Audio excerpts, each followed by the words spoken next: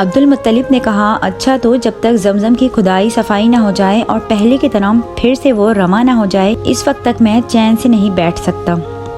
پھر ایک رات وہ سو رہے تھے کہ سوتے ہی میں یکا آواز سنی، زمزم کی کھدائی کر، اور پھر یہ غیبی آواز مسلسل آتی رہی جس سے ان کی ہمت اور بڑھی۔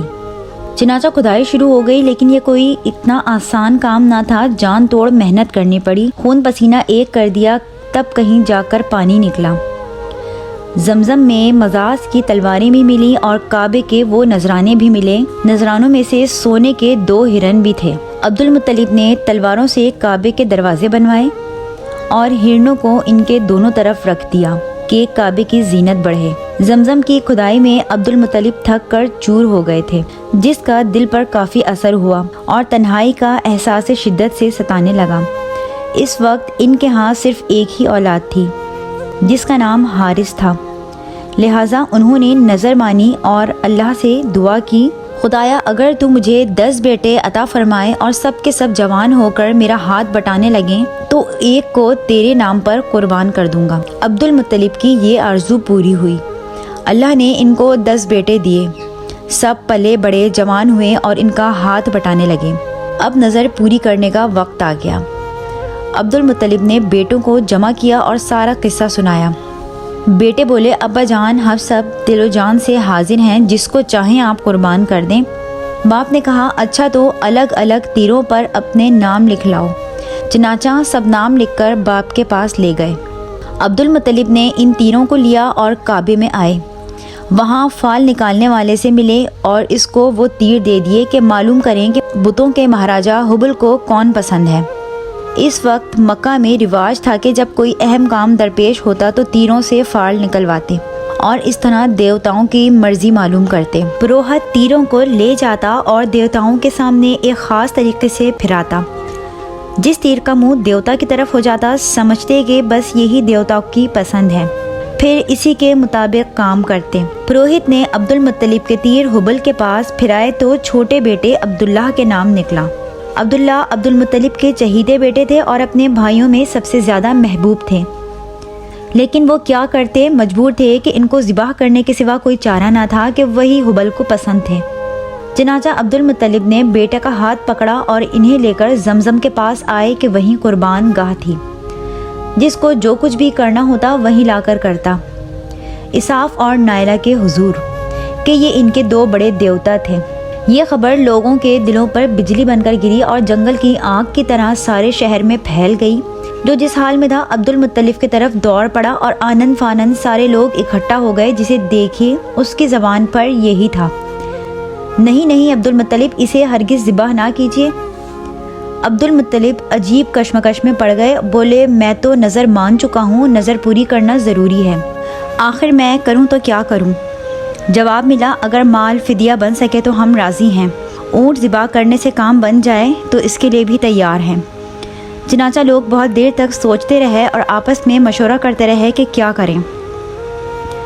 پھر طے ہوا کہ یثرب کے اطراف میں ایک نجومی عورت ہے، گتھیاں سلجھانے میں ماہر ہے، چل کر اس سے پوچھا جائے۔ لوگ گئے، اس عورت سے ملے، اس کو سارا حال بتایا۔ سب کچھ سن لینے کے بعد اس نے پوچھا کسی قیدی کو چھڑانا ہو یا کسی مجرم کی جان بچانی ہو تو کتنا فدیہ دیتے ہو؟ لوگوں نے کہا 10 اونٹ۔ عورت نے کہا 10 اونٹ اور عبداللہ کے نام کا قرعہ ڈالو، اگر اونٹوں کے نام قرعہ نکل آئے تو بہتر ہے، ورنہ 20 اونٹ کر دو، اگر پھر بھی عبداللہ کا نام نکلے تو 10 اور بڑھا دو، اسی طرح 10 بڑھاتے رہو یہاں تک کہ تمہارا رب راضی ہو جائے۔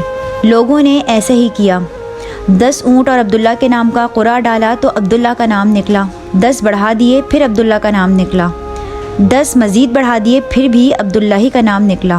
لوگ اسی طرح 10 بڑھاتے رہے اور عبداللہ ہی کا نام نکلتا رہا۔ ادھر عبد المطلب کھڑے عاجزی کے ساتھ دعا میں مصروف تھے، خدایا فدیہ کو قبول کر لے، خدایا عبداللہ کی جان بچا لے۔ جب بڑھتے بڑھتے 100 اونٹ ہو گئے تو قرعہ اونٹوں کے نام نکل آیا۔ اب کیا تھا، لوگ خوشی سے اچھل پڑے۔ عبد المطلب کو ہر طرف سے مبارکباد دی جانے لگی۔ مبارک ہو عبد المطلب، اللہ نے بیٹے کا فدیہ قبول کر لیا۔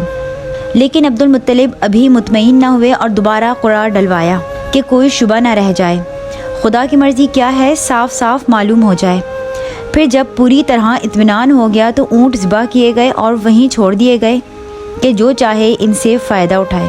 عبداللہ کو خدا داد حسن ملا تھا، اٹھتی ہوئی جوانی تھی، وہ حسن کو دوبالا کر رہی تھی۔ چہرہ کیا تھا، چاند کا ٹکڑا تھا، ہر دیکھنے والی آنکھ ان پر فدا تھی اور بہت عورتیں ان سے شادی کی آرزو مند تھیں۔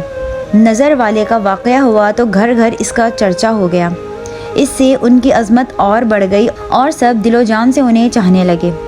چنانچہ بہت سی عورتوں نے نکاح کی خواہش کی اور کوشش بھی کی، لیکن یہ شرف سب کو کیسے ملتا کہ وہ ایک ہی قسمت میں تھا۔ ان کے بیٹے کی ماں کون ہوگی یہ بھی خدا کے یہاں طے تھا۔ ان کی شادی آمنہ رضی اللہ تعالیٰ عنہ سے ہوئی، جو قریش کی سب سے معزز خاتون تھیں اور بنی زہرہ کے سردار کی بیٹی تھیں۔ باپ نے بیٹی کی طرف سے نکاح کا پیغام دیا۔ آمنہ کے گھر والوں نے اسے باعث شرف سمجھا اور خوشی خوشی تیار ہو گئے۔ پھر چٹ پٹ شادی ہو گئی۔ دستور تھا کہ دلہا شادی کے بعد 3 دن سسرال میں ہی رہتا۔ عبداللہ بھی 3 دن سسرال میں رہے، پھر گھر چلے آئے، ساتھ میں دلہن بھی آئی۔ اس وقت عبداللہ کی عمر تقریباً 17 سال تھی۔ شادی کو ابھی کچھ ہی دن ہوئے تھے، تاجروں کا ایک کارواں شام جا رہا تھا، اس کے ساتھ عبداللہ بھی ہو لیے۔ پھر واپسی میں مدینہ سے گزرے، یہاں ان کے باپ کا ننیال تھا۔ تھکے تو تھے ہی، دم لینے کے لیے ٹھہر گئے، اتفاق سے بیمار پڑ گئے۔ ساتھیوں نے انہیں وہیں چھوڑ دیا اور مکہ کا رخ کیا۔ وہاں پہنچ کر باپ کو بیماری کی خبر دی۔ عبد المطلب نے بیماری کا حال سنا تو فوراً بڑے بیٹے حارث کو مدینہ دوڑایا کہ وہاں جا کر بھائی کی تیمارداری کریں اور جب وہ اچھے ہو جائیں تو اپنے ساتھ لے کر آئیں۔ لیکن افسوس، حارث نے اپنے بھائی عبداللہ کو نہ دیکھا، وہ انہیں اپنے ساتھ مکہ نہ لائے کہ باپ کی آنکھیں ٹھنڈی ہوتی، دلہن کے دل کو قرار آتا اور قوم کی تسکین کا سامان ہوتا۔ کیا کرتے، قسمت ہی میں نہ تھا۔ کچھ دن پہلے ہی عبداللہ کا انتقال ہو چکا تھا اور جسم سپرد خاک ہو چکا تھا۔ باپ سے دور، دلہن سے دور، قوم سے دور، دور بہت دور۔ حارث واپس آئے تو عبداللہ کے بجائے عبداللہ کی موت کی خبر لائے۔ کسے معلوم تھا کہ شام کا یہ سفر آخرت بننے والا ہے، اور جہاں عبداللہ کی جان بچانے کی تدبیر کا سراغ لگا تھا، وہیں اللہ کا فرشتہ پروانۂ موت لے کر اترنے والا ہے۔ مدینہ، جہاں سے لوگ کل عبداللہ کی نئی زندگی کا پیغام لے کر آئے تھے، آج وہیں سے عبداللہ کی وفات کی حسرتناک خبر آ رہی ہے۔